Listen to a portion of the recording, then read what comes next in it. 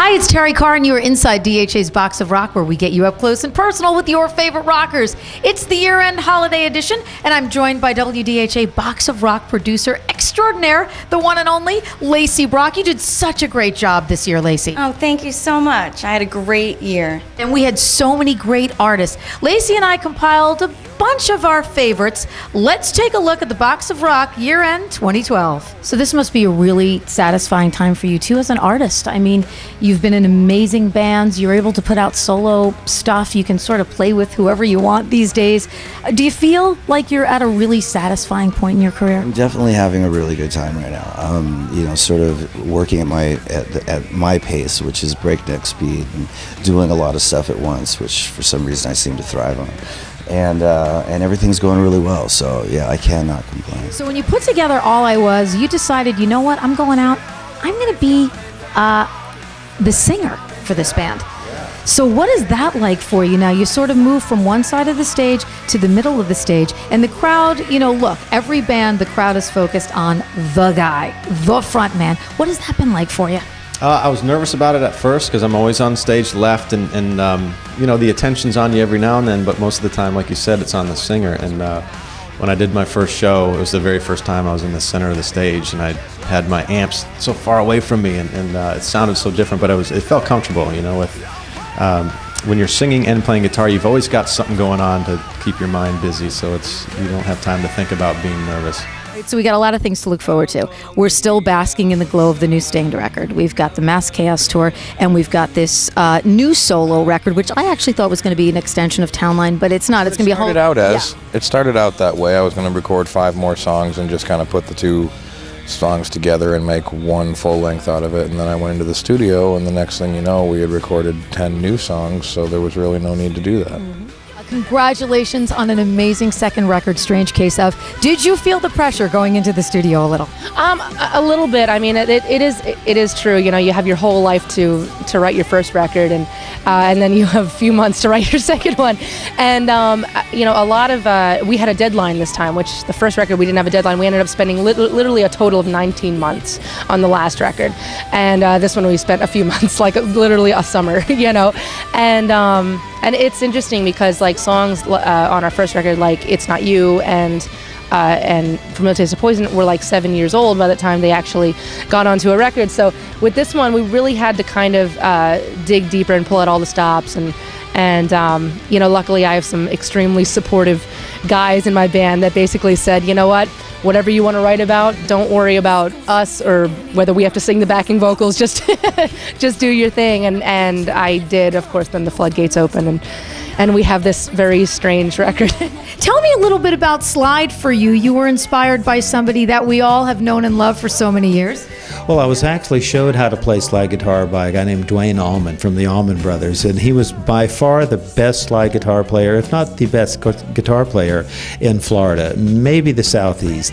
And so I had seen Dwayne play. We were in battles of the bands together, and they always won, as a matter of fact, the Allman Brothers. But during the summer, we would play over on the beach in Daytona, and we'd play different dance clubs in the pier and stuff. And so we went over to Dwayne's house one night after a show and sat on the floor of his mother's house, and he started playing slide guitar.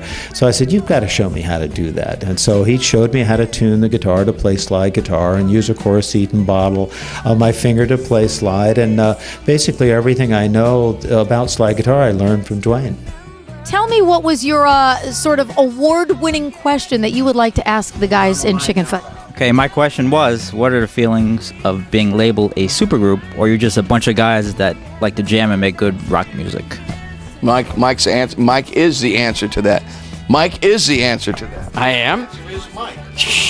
Right? Yeah, you know, it's the same thing like at home. I'm labeled an a-hole at home. That's what they call me at home, you know. No! Hey, no! Hey, Bob, what the beep, beep, beep, beep, beep, beep, beep, beep, beep. No, you know, it actually, you got to call it something. And obviously, on one hand, it's very flattering to be called that because, you know, we have attained what we have in the past in our respective bands and our careers and everything. But in our own hearts and minds, you know, we're just 4 friends having a great time and doing what we love to do. Talk to you a little bit about the questions we most hear about Blackstone Cherry. I mean, New Jersey loves your band. I'm sure you know that. You got that real big fan base here in the Garden State. It's always been good. I mean, playing the, what's the venue? Help me out here, Spanish Cheese. What's the venue? The one, yes, Starlight Ballroom. The legendary. Yes, the Starlight Ballroom. I always look for the Jersey Devil out in the woods somewhere, though. Never see it, never seen it. But we love playing here. You know, it's one of the few states in the Northeast that we genuinely like to play. Boy, we did have so many great artists, and while Slash was a favorite, I think Lacey and I were united on our all-time favorite piece of this past year. Lace? It was absolutely Dickie Betts. No doubt about it. And the cool thing about it was Dickie Betts does not do a lot of interviews. He's a very elusive guy. But Lacey and I got him to sit down and chat about the Allman Brothers, his life, and his amazing guitar playing. Well, talk to me a little bit about, the songs, the iconic songs In Memory of Elizabeth and Blue Sky and Ramblin' Man and Jessica. What was the inspiration for that you don't know? I know Jessica was written about your daughter, but where did that flow come from, man? I don't know. I could just hear the songs in my mind if I concentrated and just kept playing melodies that would come to me. It seemed like there was a right and wrong, and so when it felt right, you'd go ahead and kind of print that, and certain emotional feel you get. Oh man, that fits together nice, It's real intangible. You can't put that's why writers are so insecure, you feel like you're never going to be able to write anything else. Yeah. So what was your favorite part of our chat with Dickie? Well, the fact that I'm a huge Allman Brothers fan just made my entire year. Especially the fact that he got up in the middle of the interview and went for coffee.